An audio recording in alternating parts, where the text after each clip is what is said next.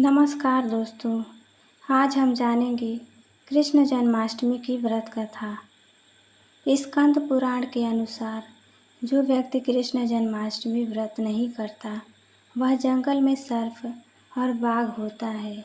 ब्रह्म पुराण के अनुसार कलयुग में भाद्रपद मास के कृष्ण पक्ष की अष्टमी में 28वें युग में देवकी के पुत्र श्री कृष्ण उत्पन्न हुए थे। यदि दिन या रात में रोहिणी न हो तो विशेषकर चंद्रमा से मिली हुई रात्रि में इस व्रत को कर सकते हैं। भविष्य पुराण के अनुसार श्रावण मास के शुक्ल पक्ष में कृष्ण जन्माष्टमी व्रत जो मनुष्य नहीं करता वह क्रूर राक्षस होता है। केवल अष्टमी तिथि में उपवास कहा गया है।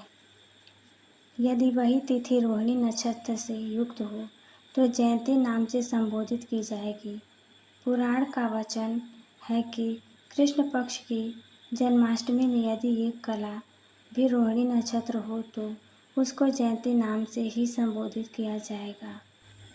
अतः उसमें प्रयत्न से उपवास करना चाहिए। जन्माष्टमी की व्रत कथा।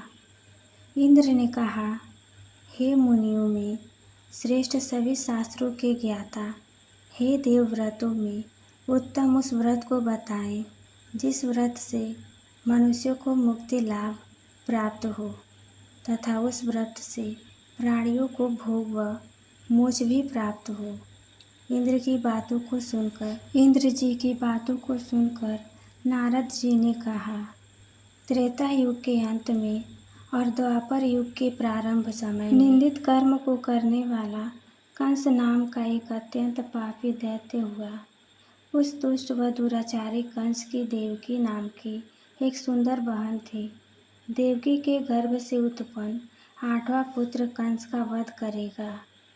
नारद जी की बातें सुनकर इंद्र ने कहा, उस दुराचारी कंस की कथा का विस्तार पूर्वक वर्णन कीजिए। क्या यह संभव है कि देवकी के गर्भ से उत्पन्न 8वां पुत्र अपने मामा कंस की हत्या करेगा? इंद्र की संदेह भरी बातों को सुनकर नारद जी ने कहा, हे अदिति पुत्र इंद्र, एक समय की बात है। उस दुष्ट कंस ने एक ज्योतिष से पूछा, मेरी मृत्यु किस प्रकार और किसके द्वारा होगी? ज्योतिष बोले, हे दानवों में श्रेष्ठ कंस, वासुदेव की पत्नी देवकी जो वाक्पटु है, आपकी बहन भी है, उसी के गर्भ से उत्पन्न उसका 8वां पुत्र जो कि शत्रुओं को भी पराजित कर इस संसार में कृष्ण के नाम से विख्यात होगा, वही एक समय सूर्योदय काल में आपका वध करेगा। ज्योतिषी की बातों को सुनकर कंस ने कहा, हे ध्वज, अब आप यह बताएं कि देवकी का 8वां पुत्र किस मास में किस दिन मेरा वध करेगा? ज्योतिषी बोले, हे महाराज, माघ मास के शुक्ल पक्ष की तिथि को 16 कलाओं से पूर्ण श्री कृष्ण से आपका युद्ध होगा। उसी युद्ध में वे आपका वध करेंगे। इसीलिए हे महाराज, आप अपनी रक्षा प्रयत्न पूर्वक करें। इतना बताने के पश्चात नारद जी ने इंद्र से कहा, ज्योतिषी द्वारा बताए समय पर ही कंस की मृत्यु कृष्ण के हाथ में संदेह होगी। तब इंद्र ने कहा, हे मुनि, उस दुराचारी कंस की कथा का वर्णन कीजिए और बताइए कि कृष्ण का जन्म कैसे होगा तथा कंस की मृत्यु कृष्ण द्वारा किस प्रकार होगी। इंद्र जी की बातों को सुनकर नारद जी पुनः कहना प्रारंभ किया। उस दुराचारी कंस ने अपने एक द्वारपाल से कहा, मेरी इस प्राणों से प्रिय बहन की पूर्ण सुरक्षा करना। द्वारपाल ने कहा, ऐसा ही होगा। कंस के जाने के पश्चात उसकी छोटी बहन दुखित होते हुए जल लेने के बहाने घड़ा लेकर तालाब पर गई। उस तालाब के किनारे एक वृक्ष के नीचे बैठकर देवकी रोने लगी।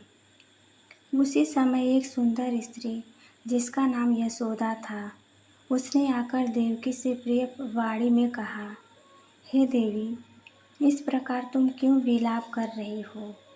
अपने रोने का कारण मुझसे बताओ। तब दुखी देवकी ने यशोदा से कहा, हे बहन, नीच कर्मों में आसक्त दुराचारी मेरा ज्येष्ठ भ्राता कंस है। उस दुष्ट भ्राता ने मेरे कई पुत्रों का वध कर दिया। इस समय मेरे गर्भ में 8वां पुत्र वह इसका भी वध कर डालेगा, क्योंकि मेरे ज्येष्ठ भ्राता को यह भय है कि मेरे अष्टम पुत्र से उसकी मृत्यु अवश्य होगी। देवकी की बातें सुनकर यशोदा ने कहा, हे बहन, विलाप मत करो, मैं भी गर्भवती हूँ। यदि मुझे कन्या हुई तो तुम अपने पुत्र के बदले उस कन्या को ले लेना। इस प्रकार तुम्हारा पुत्र कंस के हाथों मारा नहीं जाएगा। तदंतर कंस ने अपने द्वारपाल से पूछा, देवकी कहाँ है? इस समय वह दिखाई नहीं दे रही है। तब द्वारपाल ने कंस से नम्र वाणी में कहा, हे महाराज, आपकी बहन जल लेने तालाब पर गई हुई हैं। यह सुनते ही कंस क्रोधित हो उठा और उसने द्वारपाल को उसी स्थान पर जाने को कहा जहाँ वह गई हुई है। द्वारपाल की दृष्टि तालाब के पास देवकी पर पड़ी। तब उसने कहा कि आप किस कारण से यहाँ आई हैं? उसकी बातें सुनकर देवकी ने कहा कि मेरे घर में जल नहीं था, मैं जल लेने जलाशय पर आई हूँ। इसके पश्चात देवकी अपने घर की ओर चली गई। कंस ने पुनः द्वारपाल से कहा कि इस घर में मेरी बहन की तुम पूर्णतः रक्षा करो। अब कंस को इतना भय लगने लगा कि घर के भीतर दरवाजों में विशाल ताले बंद करवा दिए और दरवाजे के बाहर दैत्य और राक्षसों को पहरेदारी के लिए नियुक्त कर दिया। कंस हर प्रकार से अपने प्राणों को बचाने के प्रयास कर रहा था। एक समय ही राशि के सूर्य में आकाश मंडल में जलाधारी मेघों ने अपना प्रभुत्व स्थापित किया। भादो मास की कृष्ण पक्ष की अष्टमी तिथि को घनघोर अर्धरात्रि थी। उस समय चंद्रमा भी वृष राशि में था। रोहिणी नक्षत्र बुधवार के दिन सौभाग्य योग से संयुक्त चंद्रमा के आधी रात में उदय होने पर आधी रात के उत्तर एक घड़ी जब हो जाए तो श्रुति स्मृति पुराणोक्त फल निसंदेह प्राप्त होता है। इस प्रकार बताते हुए नारद जी ने इंद्र से कहा, ऐसे विजय नामक शुभ मुहूर्त में श्री कृष्ण का जन्म हुआ और श्री कृष्ण के प्रभाव से ही उसी क्षण बंदी गृह के दरवाजे स्वयं खुल गए। द्वार पर पहरा देने वाले पहरेदार राक्षस सभी मूर्छित हो गए। देवकी ने उसी क्षण अपने पति वासुदेव से कहा, हे स्वामी, आप निद्रा का त्याग करें और मेरे इस पुत्र को गोकुल में ले जाएं। वहाँ इस पुत्र को नंद गोप की धर्मपत्नी यशोदा को दे दें।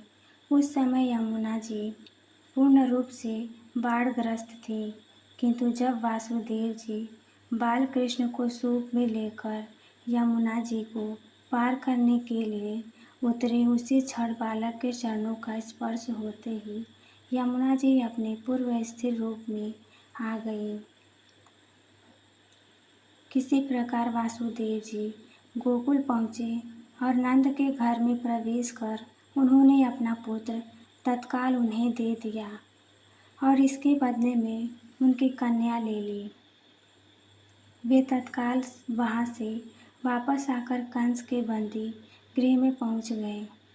प्रातःकाल जब सभी राक्षस पहरेदार निद्रा से जागे तो कंस ने द्वारपाल से पूछा कि अब देवकी के गर्भ से क्या हुआ? इस बात का पता लगाकर मुझे बताओ। द्वारपालों ने महाराज की आज्ञा को मानते हुए कारागार में जाकर देखा तो वहाँ देवकी की गोद में एक कन्या थी, जिसे देखकर द्वारपालों ने कंस को सूचित किया, किंतु कंस को तो उस कन्या से भय होने लगा अतः वह स्वयं कारागार में गया और उसने देवकी की गोद से कन्या को झपट लिया और उसे एक पत्थर के चट्टान पर पटक दिया।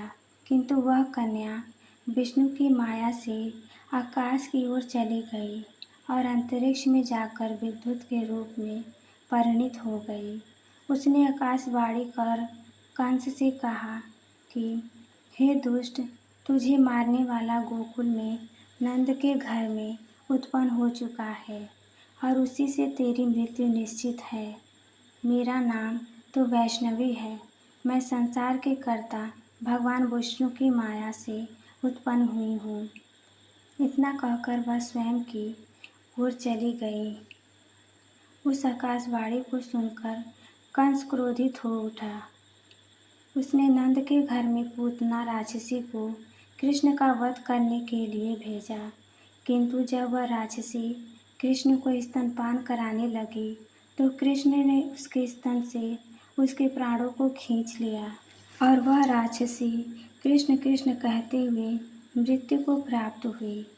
जब कंस को पूतना की मृत्यु का समाचार प्राप्त हुआ तो उसने कृष्ण का वध करने के लिए क्रमशः केसी नामक दैत्य को अश्व के रूप में उसके पास अरिष्ट नामक दैत्य को बैल के रूप में भेजा।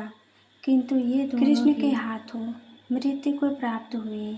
इसके पश्चात कंस ने कल्याख्या नामक दैत्य को कौवे के रूप में भेजा, किंतु वह भी कृष्ण के हाथों मारा गया।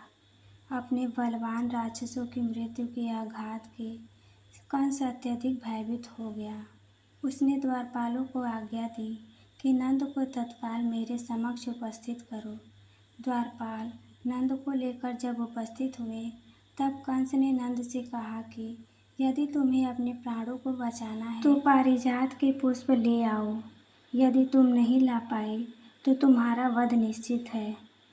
कंस की बातों को सुनकर नंद ने ऐसे ही होगा कहा और अपने घर की ओर चले गए। घर आकर उन्होंने संपूर्ण वृत्तांत अपनी पत्नी यशोदा को सुनाया, जिसे श्री कृष्ण भी सुन रहे थे। एक दिन श्री कृष्ण अपने मित्रों के साथ यमुना नदी के किनारे गेंद खेल रहे थे और अचानक स्वयं ने ही गेंद को यमुना में फेंक दिया। यमुना में गेंद फेंकने का मुख्य उद्देश्य यही था कि किसी प्रकार पारिजात पुष्प को ले आएं। अतः कदम्ब के वृक्ष पर चढ़कर यमुना में कूद पड़े। कृष्ण के यमुना में कूदने का समाचार श्रीधर नामक गोपाल ने यशोदा को सुनाया।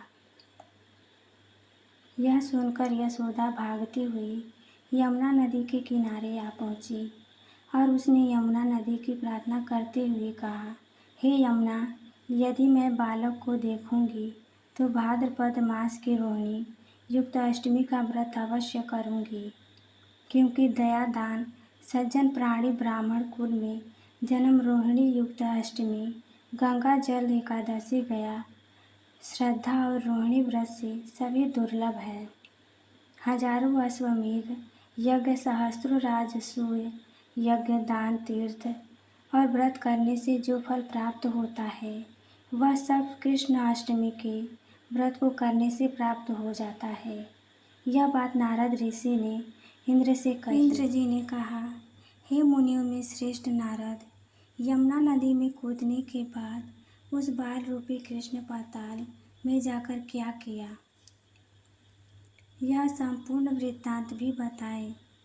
नारद ने कहा, हे इंद्र, पाताल में उस बालक से नागराज की पत्नी ने कहा कि तुम यहाँ क्या कर रहे हो, कहाँ से आए हो और यहाँ आने का क्या प्रयोजन है।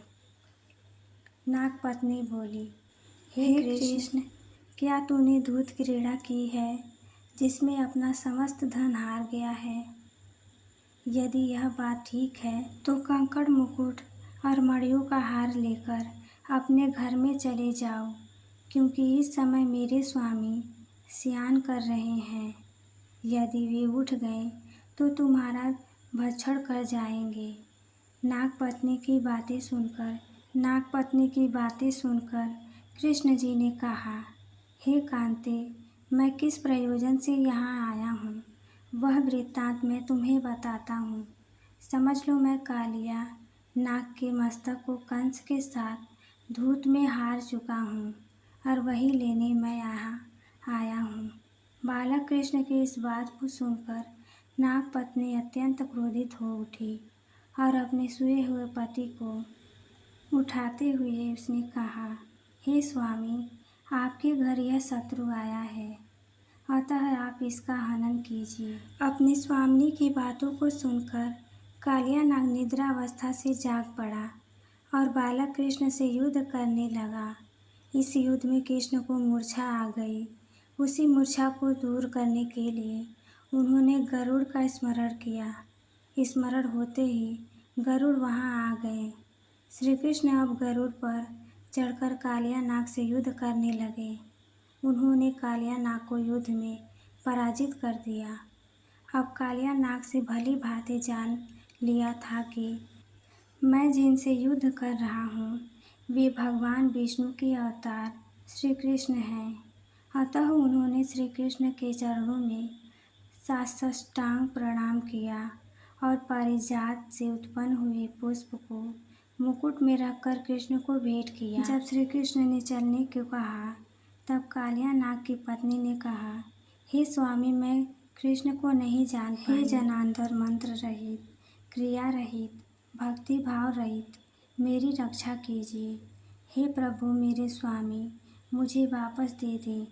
तब श्री कृष्ण ने कहा, हे सर्पिणी, दैत्यों में जो सबसे बलवान है उस कर्ण के सामने मैं तेरे पति को तो ले जाकर छोड़ दूंगा, अन्यथा तुम अपने घर को चली जाओ। अब श्री कृष्ण कालिया नाग के फन पर नृत्य करते हुए यमुना के ऊपर आ गए। तदनंतर कालिया की फुकार से तीनों लोग कंपायमान हो गया। अब कृष्ण कंस की मथुरा नगरी को चल दिए। वहां कमल पुष्पों को देखकर यमुना के मध्य जलाशय में वह कालिया सर्प भी चला गया। इधर कंस भी विस्मित हो गया। अतः कृष्ण प्रसन्नचित्त होकर गोकुल लौट आए। उनके गोकुल आने पर उनकी माता यशोदा ने विभिन्न प्रकार के उत्सव किए। अब इंद्र ने नारद जी से पूछा, हे महामुनि, संसार के प्राणी बालक श्री कृष्ण के आने पर अत्यधिक आनंद हुए। आखिर श्री कृष्ण ने क्या क्या चरित्र किया वह सभी आप मुझे बताने की कृपा करें। नारद ने इसे कहा, मन को हरने वाला मथुरा नगर यमुना नदी के दक्षिण भाग में स्थित है। वहाँ कंस का महाबलशाली भाई चारूर रहता था। उस चारूर ने श्री कृष्ण के मल्ल युद्ध की घोषणा की गई। हे इंद्र, कृष्ण एक चारूण का मल्ल युद्ध अत्यंत आश्चर्यजनक था। चारूण की अपेक्षा कृष्ण बाल रूप में थे। भेरी शंख और मृदंग के शब्दों के साथ कंस और केसी इस युद्ध को मथुरा की जनसभा में मध्य में देख रहे थे। रंगशाला के अखाड़े में चारूण, मुष्टिक, सल, तोसल आदि बड़े बड़े भयंकर पहलवान दंगल के लिए प्रस्तुत थे। महाराज कंस अपने बड़े बड़े नागरिकों तथा मित्रों के साथ उच्च मंच पर विराजमान था। रंगशाला में प्रवेश करते ही श्री कृष्ण ने अनायास ही धनुष को अपने बाईं हाथ से उठा लिया। पलक झपकते ही सबके सामने उसकी डोरी चढ़ा दी तथा डोरी को ऐसे खींचा कि वह धनुष भयंकर शब्द करते हुए टूट गया। धनुष की रक्षा करने वाले सारे सैनिकों को दोनों भाइयों ने मार गिराया। कुवलयापीड़ का वध कर श्री कृष्ण ने उसके दोनों दांतों को उखाड़ लिया और उससे महावत एवं अनेक दुष्टों का संहार किया। कुछ सैनिक भाग खड़े हुए और महाराज कंस को सारी सूचना दी तो कंस ने क्रोध से दांत पीसते हुए चारूण मुष्टिक को शीघ्र ही दोनों बालकों का वध करने के लिए इंगित किया। इतने में श्री कृष्ण एवं बलदेव अपने अंगों पर खून के कुछ छींटे धारण किए हुए हाथी के विशाल दांतों को अपने कंधे पर धारण कर सिंह शावक की भांति मुस्कुराते हुए अखाड़े के समीप पहुंचे। चारूण और मुष्टिक ने उन दोनों भाइयों को मल्ल युद्ध के लिए ललकारा। इसके आगे की कथा आप सभी को अगले पार्ट में सुनाएंगे।